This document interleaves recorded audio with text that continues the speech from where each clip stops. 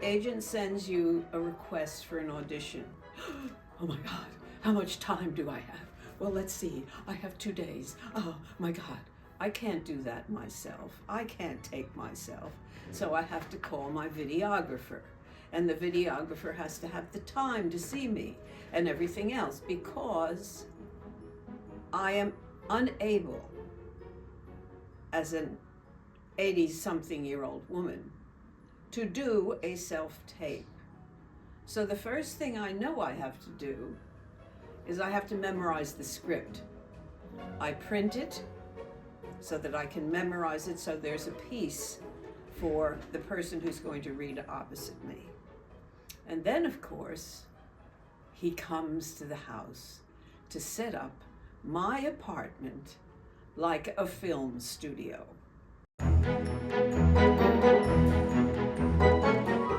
And the first thing he has to do is, I have an apartment, as you can see. I don't want people looking at my apartment and deciding whether or not my sofa is the right color or something like that. So, this is my apartment, see? So what we do, on 2 different tripods, we stretch this magnificent blue sheet so that when sitting against that beautiful blue sheet, I will look very beautiful also. But that's only the beginning. The next thing is, I have to be beautiful, so he's going to set up the lights. And the lights are very important. There are 2 different kinds of lights here because I have a very special videographer who knows how to make me beautiful. And this one does all sorts of things with different colors. And this is something else that makes me soft. Okay, so we've gotten to these beautiful lights, okay? And then we have to decide whether it's right for what I'm doing. So then we have to read together, the videographer and myself. And we start to work on this scene that we're going to be doing together, or sometimes 2 or 3 scenes that we're doing together. Fine, that's wonderful. If we do the first scene, and then he says, let's look at it. Most of the time, the first scene is not good because you're nervous and you're wanting to get everything right. What do I look like? What does it sound like? And everything else. No. Or sometimes there's an ambulance going by and you hear that in the script, or anything can happen. So you say to the first one, it's gone. Now, if you're lucky and the first one is really good, the first tape is good, terrific. You look at it and you think it's good, great. You put a little heart on that so that you remember that you liked it.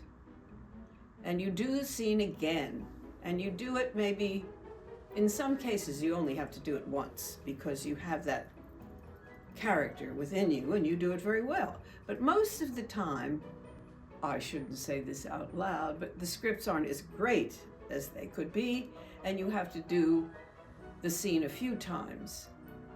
And each time you see it and you like this a little bit and you like that a little bit, you see which ones you can throw away, which you should delete, and the other ones you have little hearts on. At the end of your shoot, let's say you have 3 that you liked. Now, there's nothing that says you can't send all those 3 in. If you choose to send those 3 in because there's just a little bit here and a little bit there and a little bit there that are different, you can do that. There's nothing that says you can't, because in the old days, when they used to have casting directors doing this, we would go to offices, and what would happen was a casting director would say, I like what you're doing, but let's just make a little change here. The casting directors know what the producers want, so the casting directors were enormously helpful. Well, the pandemic took them out of the picture, and now we are guessing.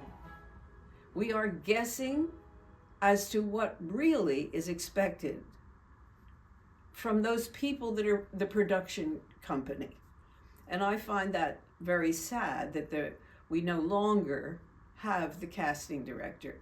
But because we are doing self-tape, there's no such thing as doing, one of my friends was asked to do a self-tape, was asked to do a close-up and a full body shot. And he said, how is it possible for me to do a picture of myself close up and then do the full body shot, and I'm holding the camera? What does it look like? You can't do that.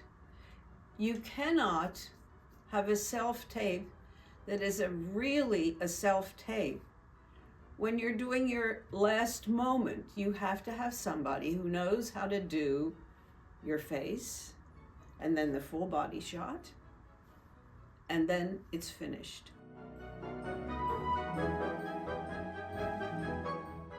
Hi, I'm Catherine Wolf. I'm 5'3", and I live in New York City.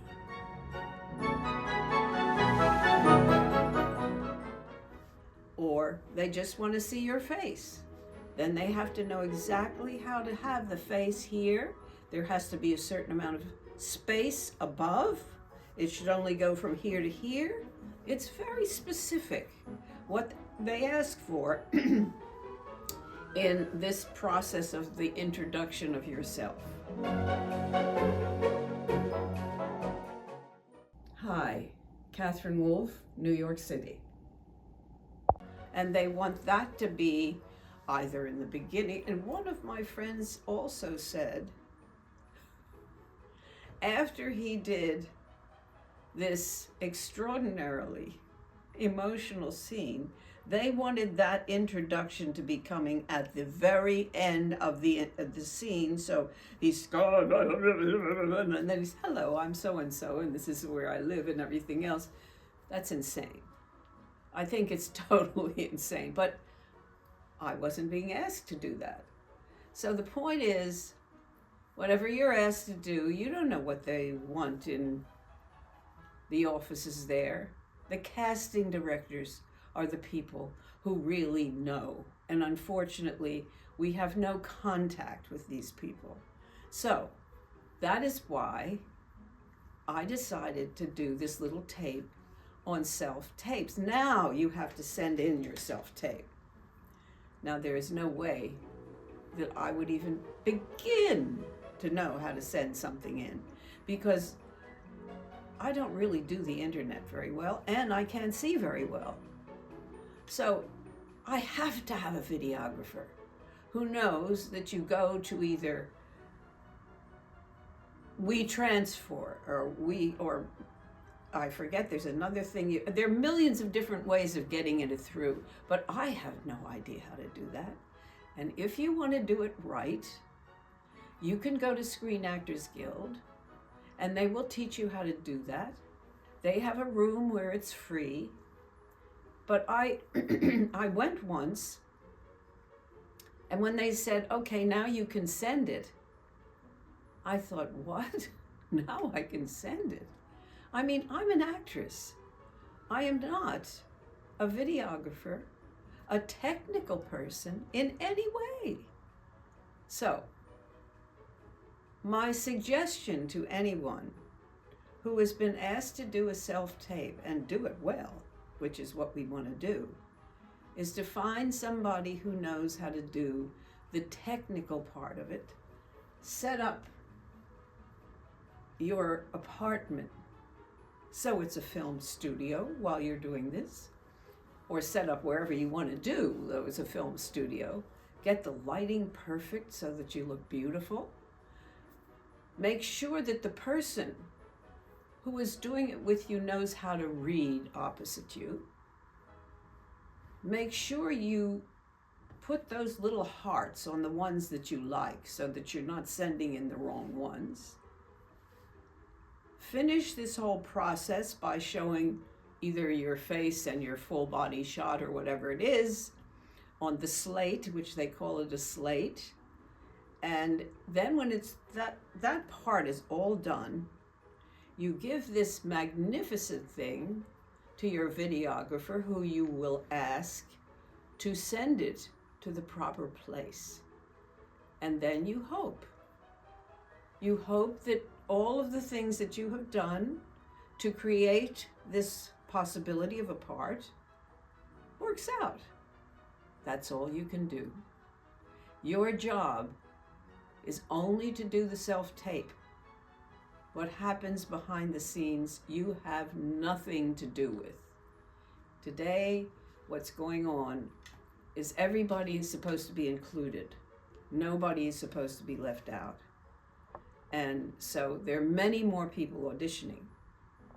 And so you have less possibility. But keep doing it, because you never know. You never know when you'll be the person, the exact person that the production wants for that role.